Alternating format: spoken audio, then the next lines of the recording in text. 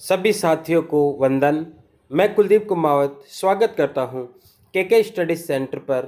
साथियों, आज हम उपस्थित हुए हैं निर्मल वर्मा और उनकी जो कहानी है परिंदे, इसकी चर्चा आज इस वीडियो के माध्यम से की जाएगी। इसके अलावा निर्मल वर्मा की जो रचनाएं हैं, इनके जो पुरस्कार है, इनकी जो जानकारी है वह भी इस वीडियो के माध्यम से ग्रहण की जाएगी।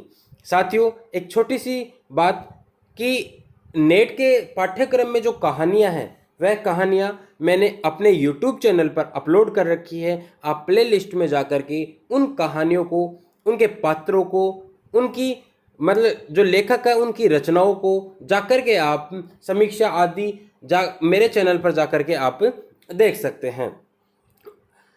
ये निर्मल वर्मा का छवि चित्र है साथियों। और एक महत्वपूर्ण बात, सब्सक्राइब जरूर करें साथियों। इसके बाद में सब्सक्राइब, लाइक, कमेंट, शेयर करें साथियों। कहानियाँ अपनी पूरी हो चुकी है। इसके बाद में नेट के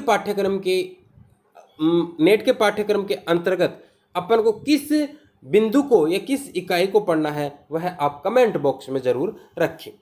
साथियों, देखते हैं निर्मल वर्मा कृत परिंदे कहानी और इनकी रचनाएं।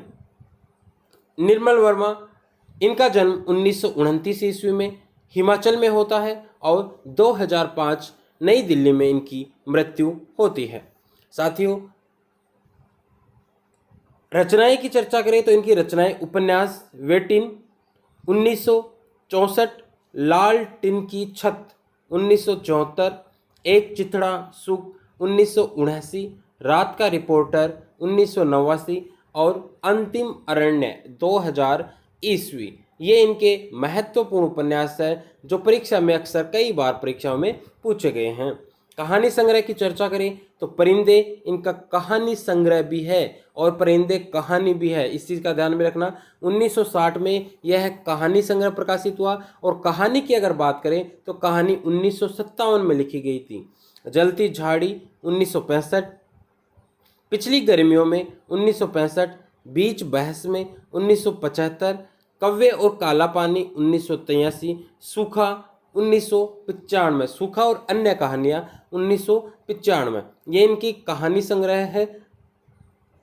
निबंध की चर्चा करें तो शब्द और स्मृति 1976, कला का जोखिम 1981, ढलान से उतरते हुए 1987, यूरोप, भारत और यूरोप प्रतिश्रुति के क्षेत्र 1991, इतिहास, स्मृति, आकांक्षा 1991, आदि अंत और आरंभ 2001, सर्जना पथ के सहयात्री 2005 और साहित्य का आत्म सत्य, यह भी 2005 में इन्होंने लिखा।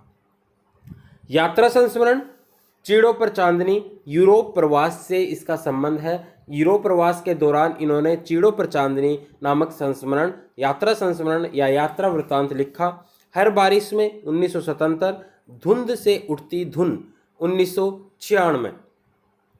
इनका नाटक भी है, एक इन्होंने नाटक लिखा, 3 एकांत 1976। इसके अलावा पुरस्कार दिया गया इन्हें कव्वे और काला पानी, जो इनकी रचना है उसके लिए इन्हें 1985 में साहित्य अकादमी पुरस्कार दिया गया। कहानी संग्रह कव्वे और काला पानी। ज्ञानपीठ पुरस्कार भी मिला। इनकी समस्त जो रचनाएं थी उन रचनाओं के लिए इन्हें जो साहित्य क्षेत्र में दिया जाने वाला सर्वश्रेष्ठ पुरस्कार 1999 में इन्हें प्रदान किया गया। नामवर सिंह ने निर्मल वर्मा की परिंदे कहानी को हिंदी की पहली नई कहानी माना है और निर्मल वर्मा को पहला नया कहानीकार माना है। परिंदे कहानी का प्रकाशन 1957 ईस्वी में अमृत राय ने हंस पत्रिका में किया था। उस समय हंस पत्रिका के संपादक अमृत राय थे। वर्तमान में हंस पत्रिका के संपादक संजय सहाय हैं। 1957 में इसी हंस पत्रिका में परिंदे कहानी प्रकाशित हुई। साथियों, परिंदे कहानी एक लंबी कहानी है जो एक मतलब कहा जा सकता है कि वीडियो के माध्यम से पूरी कहानी वीडियो के माध्यम से नहीं पढ़ाई जा सकती, क्योंकि उस कहानी को वीडियो के माध्यम से पढ़ने में लगभग 3 घंटे लग जाते हैं, जो एक मतलब कह सकते हैं कि एक बोझिल हो जाती है, नीरस हो जाती है। इसलिए मैंने इस कहानी की जितनी भी जो जानकारी है, समीक्षा है या पूरे सारांश है, वह इस कहानी के माध्यम से, इस वीडियो के माध्यम से लेकर आया हूँ। परिंदे कहानी, निर्मल वर्मा, समीक्षा और पात्र परिचय। देखते हैं। परिंदे कहानी का प्रकाशन, परिंदे कहानी संग्रह का प्रकाशन, यहाँ पे ध्यान रखना ये थोड़ा मिसप्रिंट हो गया। कहानी संग्रह का प्रकाशन 1960 में हुआ और कहानी 1957 में लिखी गई। साथियों, कहानी 1957 में लिखी गई है, जो कि एक दुनिया समानांतर में संकलित है। यह कहानी जो एक इनकी पुस्तक है, एक दुनिया समानांतर, उसी में संकलित है। कई विद्वानों ने इस कहानी से नई कहानी आंदोलन की शुरुआत माना है। अकेलेपन के जीवन को और अकेलेपन से जूझते हुए कई परेशानियों का जिक्र इस कहानी में किया गया है। यही कारण है कि इस कहानी का नाम परिंदे रखा गया है। जिस प्रकार परिंदा जो होता है वह अकेला ही विचरण करता है, उसी प्रकार इसमें जो इसकी मुख्य पात्रा है लतिका, वह भी अपनी स्मृतियों में खोई हुई रहती है। स्मृतियों के सहारे उसका जो जीवन है वह दुखद हो जाता है, संतरास से वह गुठी हुई रहती है। कहानी लतिका नामक पात्र के इर्द गिर्द घूमती है। इसमें मुख्य जो पात्रा की भूमिका में है वह लतिका है, इसी के इर्द गिर्द यह कहानी घूमती है। और जहां वो अपने भूतकाल के जीवन से न उभर पाने की पीड़ा में चिंतित है और बेहद अकेली भी। इस कहानी कुछ यूं है कि लतिका जो है, उसका जो प्रेमी है गिरीश नेगी, वह असामयिक उसकी मृत्यु हो जाती है। तो उसकी मृत्यु होने के पश्चात लतिका उस गिरीश नेगी को भुला नहीं पाती, स्मृतियों को भुला नहीं पाती और उन्हीं में खोई हुई रहती है। इस कारण से वह मतलब स्कूल के छात्रावास में ही रहती है, घर भी नहीं जाती और वह अकेली रहकर जीवन यापन करती है। कहानी के पात्र हैं, कहानी के पात्र लतिका कहानी की केंद्रीय पात्र है और छात्रावास की वार्डन है। मेजर गिरीश नेगी लतिका के पूर्व प्रेमी जो अब इस दुनिया में नहीं है, जो कि कुमाऊं रेजिमेंट में कैप्टन थे और वह क्या हो गए, शहीद हो गए। सुधा और जूली छात्रावास की छात्राएं हैं। इसके अलावा करीमुद्दीन है, हॉस्टल का नौकर है, जो कि बेहद आलसी इंसान था। मिस्टर ह्यूबर्ट लतिका को पसंद करते थे और स्कूल में संगीत के शिक्षक है। यह ध्यान रखना, प्रश्न पूछा जा सकता है। मतलब एक तो लतिका शिक्षिका थी, एक मिस्टर ह्यूबर्ट भी क्या है वहाँ पर शिक्षक हैं। और है डॉक्टर मुखर्जी, जो लतिका को समय समय पर मार्गदर्शन किया करते थे, जो कि आधे ब्रह्मी थे। ये भी उसी स्कूल में शिक्षक थे और बार बार ब्रह्मा जाने की बात हमेशा क्या करते थे। ब्रह्मा के रहने वाले थे और ब्रह्मी जाने की बात क्या करते थे। इनकी पत्नी का भी क्या हो जाता है, देहांत हो जाता है और ये मिस्टर वुड जो स्कूल की प्रिंसिपल है उसके प्रति आकर्षित थे। जो यहाँ बस चुके थे, कौन, डॉक्टर मुखर्जी, जो यहाँ बस चुके थे। प्रैक्टिस के अलावा स्कूल में हाइजीन फिजियोलॉजी पढ़ाते थे, मतलब यह भी उस स्कूल में शिक्षक थे। तो शिक्षक अगर पूछा जाए तो कौन कौन है, लतिका, मिस्टर ह्यूबर्ट और डॉक्टर मुखर्जी। मिस वुड वह है स्कूल की प्रिंसिपल। इस मिस वुड के प्रति आकर्षित है कौन, डॉक्टर मुखर्जी। और मिस्टर ह्यूबर्ट किससे प्रेम करते हैं, लतिका से प्रेम करते हैं। फादर एलमंड जो कि पादरी हैं। और कहानी की शुरुआत छात्रावास के छुट्टियों के अंतिम दिन से होती है और सभी जो लोग हैं वह अपने अपने घर जाने की तैयारी में है। कुछ लोग जा चुके हैं, जहां सब लड़कियां मिलकर अंतिम दिन का आनंद ले रही है। यही लतिका भी रहती है, किंतु लतिका अपने अंदर व्याप्त अकेलेपन से जूझती रहती है, क्योंकि उसके प्रेमी जो था कैप्टन मिस्टर नेगी, उस गिरीश नेगी की मृत्यु हो जाती है। इस कारण से वह अकेले में जूझती रहती है, उसका जो जीवन है ऊब जाता है। लोगों के उसके प्रति सोच के बारे में सोचती रहती है कि वह अकेली रहेगी, क्या मतलब, तो लोग उसके बारे में क्या सोचेंगे, इस तरह की बातें सोच कर वह व्यथित रहती है। सभी जानते हैं कि वह हमेशा छुट्टियों में यही रहती और हमेशा एक ही बहाना बनाती है। उसे उस छोटे से हिल स्टेशन की स्नोफॉल बेहद पसंद है, इसलिए वो घर नहीं जा सकी। मतलब अकेलेपन में वह हमेशा, अकेलेपन होने के कारण वह हमेशा वहीं रहती है और एक बहाना जो बनाती है, क्या कहते हैं कि मुझे इस हिल स्टेशन पर स्नोफॉल पसंद है, इसलिए वह घर नहीं जाती।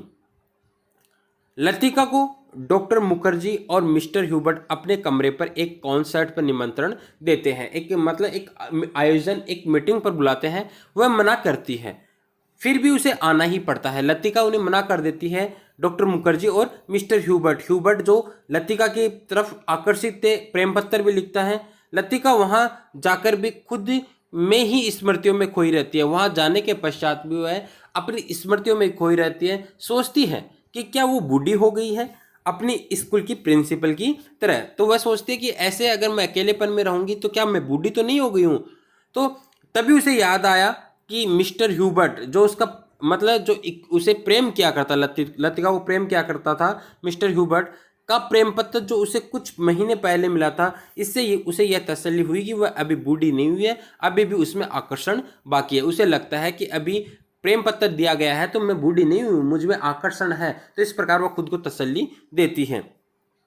डॉक्टर मुखर्जी भी अकेलेपन से ग्रस्त है। उनकी पत्नी दिवंगत हो चुकी है, उनकी पत्नी की भी असामयिक मृत्यु हो चुकी है। वह अपने बारे में कुछ भी किसी से बताते नहीं हैं, पर सब कहते हैं कि ब्रह्मा से आते वक्त डॉक्टर की पत्नी का देहांत हो गया था। डॉक्टर मुखर्जी हमेशा ब्रह्मा जाने की बात करते थे। डॉक्टर के अकेलेपन का जिक्र इसी वाक्य से होता है जो कि वह मिस्टर ह्यूबर्ट से कहते हैं। साथियों, अगर आपको पूरी कहानी पढ़नी है तो वह डिस्क्रिप्शन में एक लिंक है, उस पर जाकर के पूरी कहानी पढ़ सकते हो। मिस्टर ह्यूबर्ट से कहते हैं, अकेलेपन का जिक्र किस तरह से करते हैं। मैं कभी कभी सोचता हूँ, इंसान जिंदा किस लिए रहता है? क्या उसे कोई और बेहतर काम करने को नहीं मिला? हजारों मील अपने मुल्क से दूर मैं यहाँ पड़ा हूँ, यहाँ कौन मुझे जानता है, यही शायद मर भी जाऊंगा। ह्यूबर्ट, क्या तुमने कभी महसूस किया है कि एक अजनबी की हैसियत से पराई जमीन पर मर जाना काफी खौफनाक बातें हैं? वह इस तरह से इस पंक्तियों के माध्यम से पता चलता है कि उसका जीवन भी अकेलेपन में है। वह अकेलेपन में अपना जीवन यापन कौन कर रहा है? कौन? डॉक्टर मुखर्जी। डॉक्टर मुखर्जी ने मिस्टर ह्यूबर्ट से यह कथन कहा। डॉक्टर मुखर्जी लतिका को समझाने का विफल प्रयास भी करते हैं। वह कहते हैं कि वह भी जिंदगी जीत है, पर अतीत से चिपके रहना उचित नहीं है। कि जिंदगी जीत है, लेकिन कभी जिंदगी को अतीत से चिपकाए नहीं रहना चाहिए, क्योंकि जो लतिका है वह सदैव अकेलेपन में अपने जीवन को व्यतीत कर रही थी। और अकेलापन किस कारण था? क्योंकि वह अतीत की स्मृतियों में, गिरीश नेगी की स्मृतियों में, अपने प्रेमी की स्मृतियों में खोई हुई रहती थी। ऊब गया था उसका जीवन, दुखी हो चुकी थी वह। डॉक्टर लतिका गिरीश नेगी से प्यार करती है, लेकिन प्रेमी कैप्टन गिरीश नेगी की असामयिक मृत्यु उसे झकझोर देती है। लतिका का जीवन दुखद बन जाता है। वह गिरीश नेगी के साथ हुई अंतिम मुलाकात की स्मृतियों को सालती रहती है। सालती का आशय यहाँ लिया जा रहा है दुखी रहती है, जो उसे सुख से जीने नहीं देती, और उसका जीवन पीड़ा व दुख की कहानी बनकर रह जाता है। मतलब गिरीश नेगी की असामयिक मृत्यु के कारण ही वह छात्रावास में अकेली रहती है, अपने घर नहीं जाती, उन मिस्टर ह्यूबर्ट और डॉक्टर मुखर्जी से वह बातें नहीं करती है, अकेलेपन में अपना जीवन व्यतीत करती है। लतिका स्कूल के समारोह में गिरीश नेगी से वह अनकही बातें सोचने लगी जिन्हें वो कहना चाहती थी, पर कभी कह नहीं पाई। वह हमेशा अकेलेपन में घुटती रहती है, पुरानी यादों तले। मतलब वह गिरीश नेगी से संबंधित कई बातें जो कहना चाहती थी, किससे कहना चाहती थी? मतलब मिस्टर ह्यूबर्ट जो था उससे कहना चाहती थी। वह हमेशा अकेलेपन में घुटती रहती है, पुरानी यादों में। वह पुरानी यादों से मुक्त नहीं हो पा रही है, उन्हीं में उलझकर रह जाती हैं। कहानी बीच बीच में पुरानी स्मृति में चली जाती है, जिसमें लतिका और गिरीश के बीते दिनों की बातें होती है। लतिका पुरानी यादों के दुख से निकलना चाहती है, किंतु उससे उसका कुछ छीना जा रहा है ऐसा प्रतीत होता है। बीच बीच में पुरानी स्मृतियाँ चलती रहती है लतिका के बारे में, कि गिरीश नेगी के बारे में वह विचार करती रहती है, सोचती रहती है। परिंदों का बेड़ा जो हर साल सर्दी की छुट्टियों के समय आता है और बर्फ के आने की प्रतीक्षा करता है, जब वह वापस उड़ जाएंगे, उन परिंदों से अपने आप को डॉक्टर और मुखर्जी और ह्यूबर्ट से तुलना करती है। हम कहाँ जाएंगे, क्योंकि ये तीनों वहीं रहते हैं, साथ रहकर भी एक दूसरे से अलग थलग। डॉक्टर मुखर्जी, ह्यूबर्ट और लतिका तीनों वहीं रहते हैं, एक साथ रहते हैं, एक साथ मतलब एक ही छात्रावास में रहते हैं, लेकिन एक साथ रहकर भी वे तीनों अलग थलग है, मतलब अकेलेपन में अपने जीवन को व्यतीत कर रहे हैं। कहानी में बीते कल की पीड़ाजनक बातें को भूलकर आगे के जीवन को खुशी खुशी जीने की बात बताई गई है। किसी के न होने के गम में दुखी होकर जिंदगी को नीरस बनाने से बेहतर है अच्छी बातें को याद कर जिंदगी में आगे बढ़े। जिंदगी कभी किसी के न होने के अभाव से खत्म नहीं हो जाती, बल्कि उसके बाद भी जिंदगी होती है। कहानी के अंत में लतिका को इस बात की समझ होती है। कहानी के अंत में लतिका समझती है और वह आगे के जीवन को खुशी खुशी व्यतीत करने के प्रयास करती है। इसलिए वह जूली को उसके प्रेमी के पत्र उसके सिराने तले रख देती है कि सभी को जिंदगी जीने का हक है। जूली जो उसकी छात्रावास की एक छात्रा है, उसका जो प्रेम पत्र था उसके प्रेमी का, उसी प्रेम पत्र को उसके तकिए के नीचे रख देती है बजाय, और वह कह सोचती है कि सभी को अपने जीवन जीने का हक है बजाय उदास रहने के। परिंदे कहानी अन्य कहानी से हटकर है, जिसमें संवेदनापूर्ण स्थिति का यथावत चित्रण है, अत्यंत सशक्त और प्रभावोत्पादक शैली में किया गया है। रामदरस मिश्र के शब्दों में परिंदे प्रतीक है उन टूटे हुए, मतलब इस कहानी के बारे में रामदरस मिश्र क्या कहते हैं कि परिंदे प्रतीक है उन टूटे हुए प्रेमियों के जो अपनी जगहों से टूटकर उस पहाड़ी स्थान पर एकत्र हो गए हैं।